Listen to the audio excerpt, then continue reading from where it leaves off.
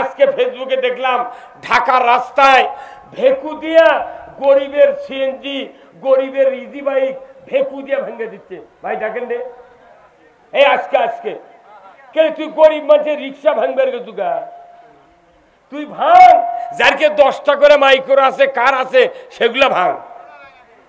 কিন্তু গরিবের পেটত লাগতে দিচ্ছে যত আইন দুর্বলের উপর। কিন্তু এরা যদি নেতা করে কন কবি না, সুদের অর্থনীতি না চালালে দেশ চলবে না, তে দেশ চলবে না, তে এতগুলি টাকা মারে খা, কোনটি গেল তোরা? কোনটি গেল? বাংলাদেশ বলে গরিব, 73 টাকা পালু কোনটি কত? বাংলাদেশে যদি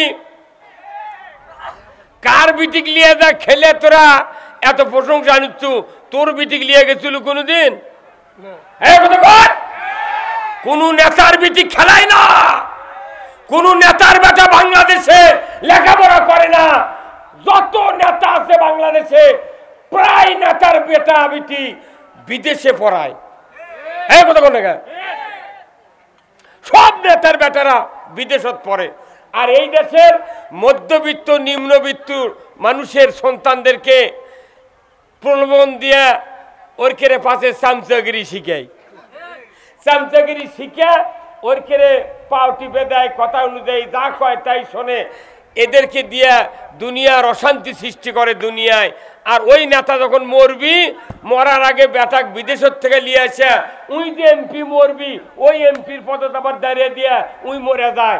বাপ যা করিছে বেটারও তাই করে, কথা ঠিক কিনা?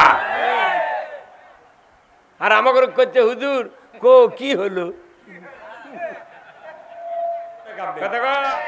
এই বাংলাদেশের সংসদে মসজিদে জুতো চুরি হয় কোনদিন আলোচনা করেনি। কতক্ষণ থাকে আপনারা সংসদে কোনদিন আলোচনা করছে জুতা চুরি, হুন্ডা চুরি, গরু চুরির কথা কথা? ওটিটা ওরা ওরা খালি মারামারি আর হুড়োহুড়ি, অন্য কোনো কাম নেই। আপনার নাম কি?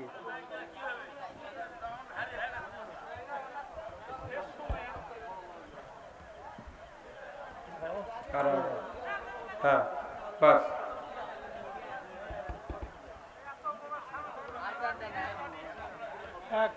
আল্লাহ রাব্বুল আলামিন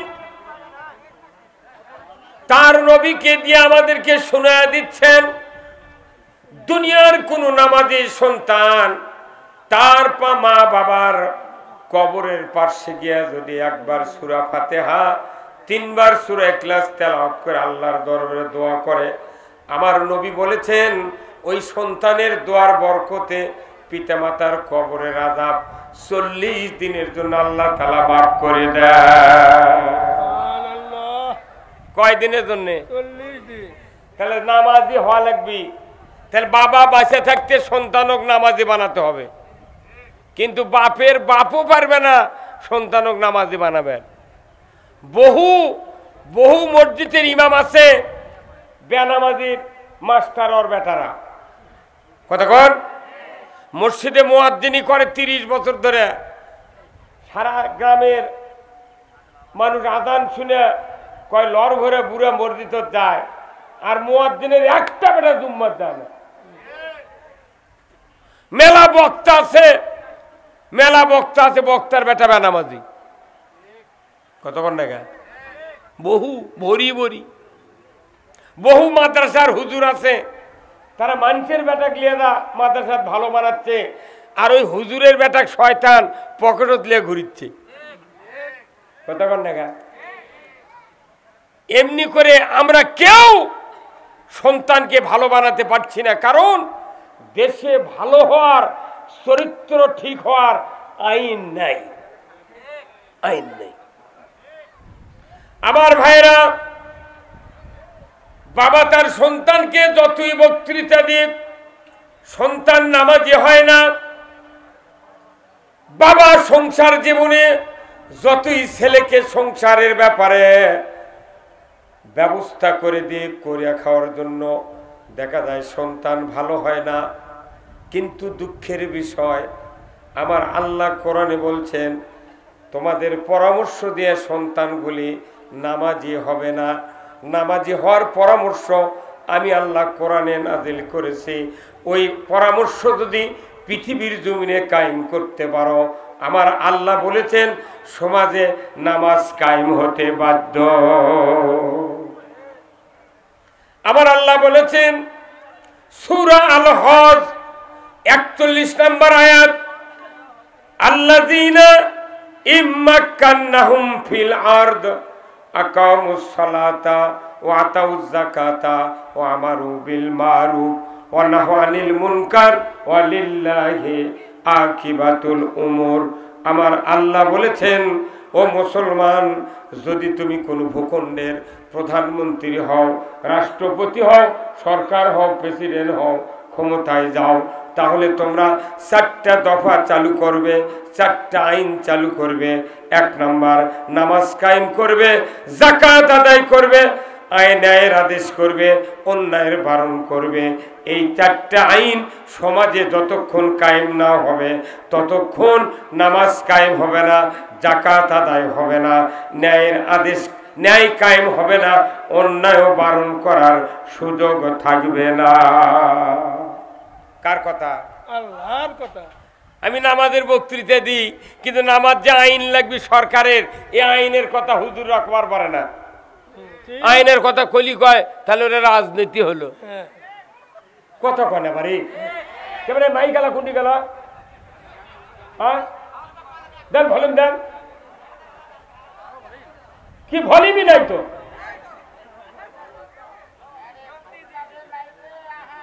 একবারে 100 সাউন্ড হওয়া লাগবে, কোন মাইকের সাউন্ড ডাবা যাবে না।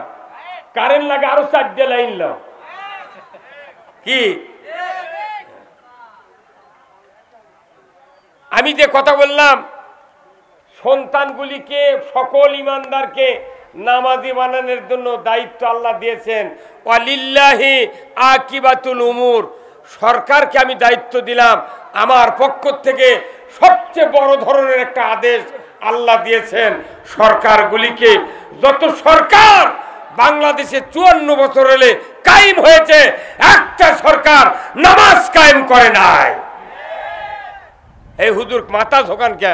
আপনি ঠিক বলেন না, মাথা ঝোঁকা বেড়াচ্ছেন, এটি মুখ দিয়ে কথা বলা লাগবে, কথা ঠিক কিনা? নামাজ কায়েম করবে সরকার। তাহলে নামাজ কায়েমের সরকারই কোনোদিন বাংলাদেশে কায়েম হয় নাই। বাংলাদেশে সরকার কায়েম আছে মহিলার বল খেলার।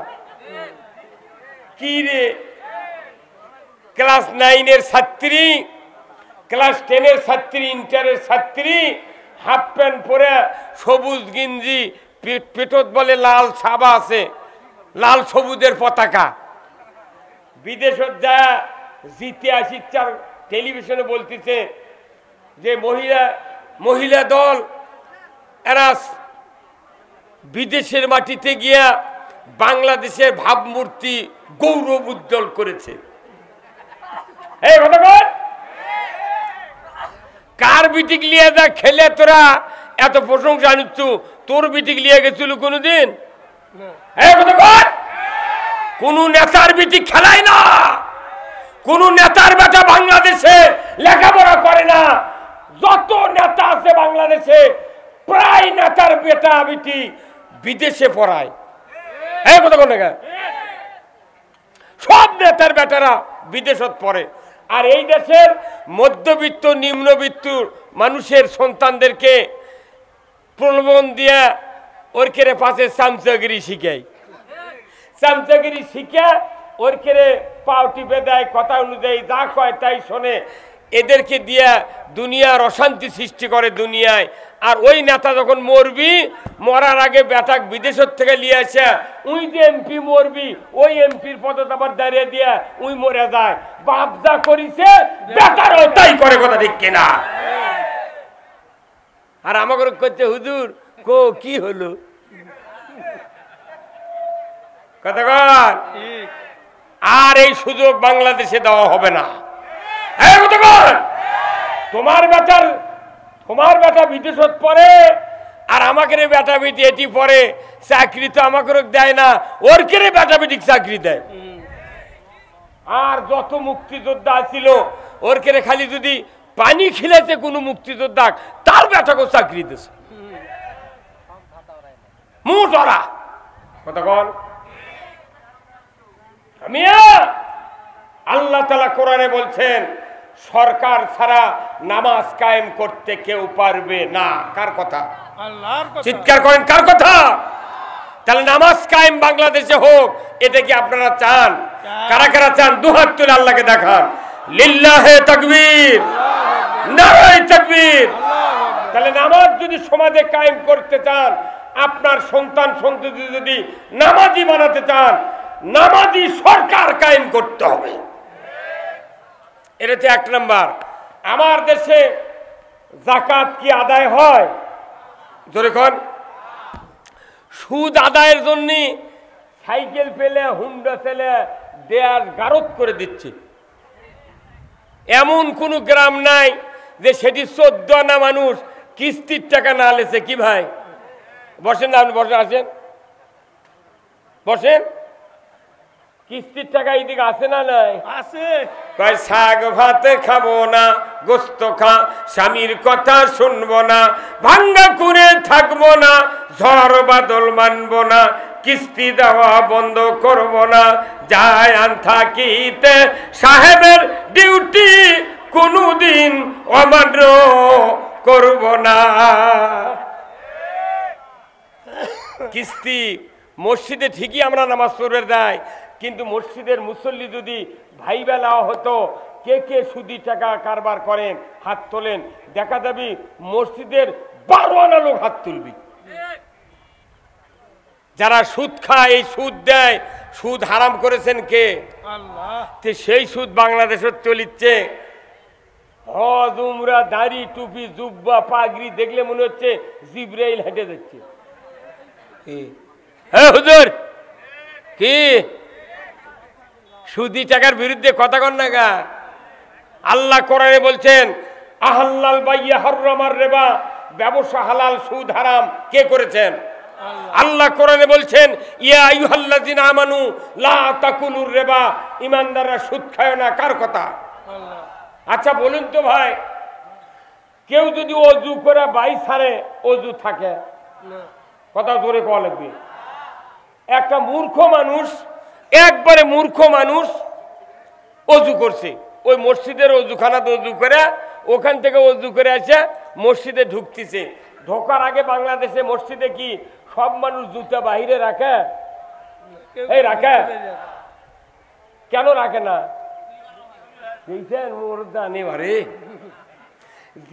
যে দেশে লক্ষ লক্ষ হাজার হাজার প্রশাসনিক কর্মকর্তা আছে হাজার হাজার নেতা আছে অফিসার আছে সব আছে 54 বছর ধরে মসজিদে জুতা চুরি বন্ধ হয়নি দুই সুরের ভাই যাই জুতা চুরি বন্ধ করার পারেনি ই কি সুদ হারাম করবে বাংলাদেশের মুসল্লিরা মসজিদে যখন ঢোকে জুতা নিয়ে ওই মসজিদের মধ্যে মুসল্লি ঢোকার আগে জুতা ঢুকায় জুতাতে এইভাবে ধরে না যদি কাদো থাকে জুতার তলার তাহলে জামাত ভরবি সেই জন্য মুসল্লি করে কি এইভাবে জুতা ধরে তার মানে কি মুসল্লি ঢোকেইনি আগে জুতা ঢুকায় বাংলাদেশের জুতা কি কি দামি জিনিস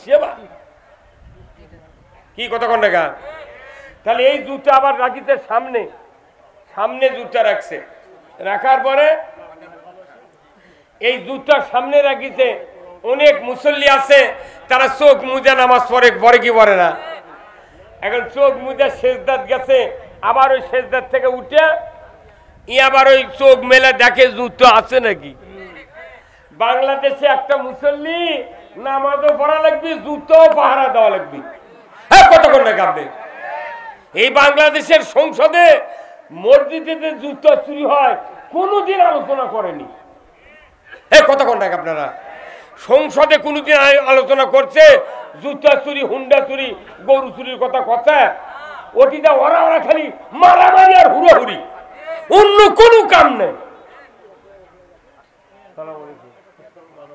আপনার নাম কি এই যে আপনি আপনি তো দেরি করছেন কেন? আহারে, এলে মানে এগুলো অতিথির পরিচয় না বলে বা কর্নেল কর্নেল মানুষ, সেই কর্নেল ও অলির সাতকারী বোধ আপনি। আল্লাহর ঘরে ঢোকার মানুষ। মার হাবা মার হাবা, আলহামদুলিল্লাহ। আল্লাহ তাআলা ওনার হায়াত দারাজ করুক, বলুন আমিন। তাহলে আমি কি বলছিলাম?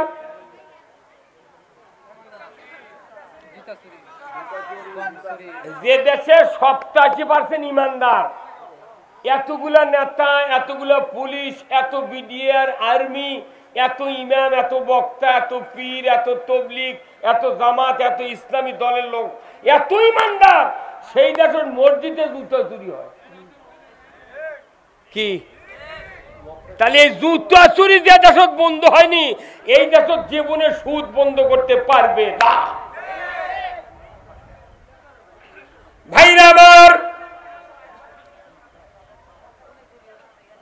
দেশে যে সুদ চলছে, আপনাদের বিবেকের কাছে আমার প্রশ্ন, একজন অশিক্ষিত লোক, মূর্খ মানুষ, মসজিদের অজুখানার থেকে অজু করে এসে মসজিদের তার জুতার নিরাপত্তা দেওয়ার জন্য কোমর ছাপড়িয়ে পায়ের কাছ থেকে জুতাটা হাতে নিয়েছে, নেওয়ার সময় পেছনের রাস্তা দিয়ে বাতাস বেরিয়ে গেছে। এই অশিক্ষিত লোক জীবনে কি ওই অবস্থায় মসজিদে ঢুকবে না, আবার উজু করতে যাবে? ওই আবার উজু করবে যাবি না? ওই শুনবি ভাই আমার বাতাস বাড়াতে উজু করা লাগবে, শুনবি? ওই মূর্খ লোক জানে যে কাম হচ্ছে শব্দ হয়নি, গন্ধ বাড়ায়নি, অতএব আমি যে কাম করছি অজু নাই। উনি আবার ঘুরে গেছে অজু জায়গা, যা যে লোকের কাছ থেকে উঠে আসছে ওই লোক বলছে ভাই তুমি না এক্ষুনি অজু করে গেলে, তোমার আবার ঘুরে আসার কারণ হচ্ছে সমস্যা। তাহলে একটা মূর্খ মানুষও জানে যে অজু করার পর বাই ছাড়লে অজু নষ্ট হয়ে যায়, থাকে না। তাহলে রোজা করে কেউ যদি দুপুর বেলা 1 প্লেট ভাত খায়, আর রোজা থাকবে না? এই কথা কর।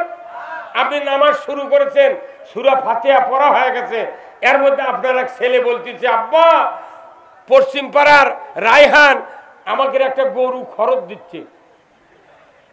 তখন যদি আপনি নামাজের ভেতর থেকে কন বাবা রায়হানক একটু দাঁড়াবের ক, আমি নামাজ পড়ে বাড়াচ্ছি, এই নামাজ থাকবে না? না, সার নামাজ থাকবে না। তাহলে আপনি নামাজ ভঙ্গের কারণ জানলেন, রোজা ভঙ্গের কারণ জানলেন, অজু ভঙ্গের কারণ জানলেন। ইমান যে ভাঙ্গে গেছে কবে? নাগর নদী, আত্রাই নদী দিয়ে সিংড়ে চলে গেছে ইমান, উনি এখনো টুই মার দিয়ে ঘুরতেইছে।